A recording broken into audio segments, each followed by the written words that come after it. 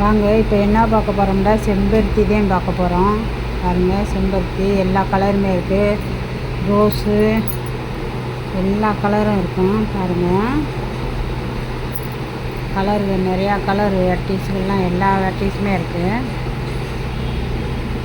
பாருங்கள், எல்லா கலருமே இருக்குது. பாருங்கள், ஒயிட்டு, டபுள் கலரு, பாருங்கள் டபுள் கலரு,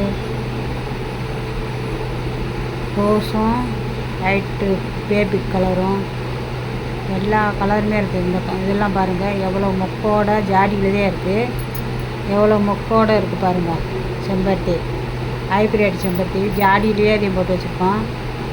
கொக்கோப்பிட்டு, எருவு, செம்மண் எல்லாம் கலந்து இப்படி போட்டு வச்சோம்னா நல்லா பூக்கும். பாருங்கள், ஜாடியிலே எப்படி பூக்குது பாருங்கள். மந்தரை இல்லாட்டி அப்படியே கீழே இடம் இல்லாட்டி இப்படி ஜாடியிலே போட்டு வச்சுக்கறலாம் நல்லா பூக்கும்.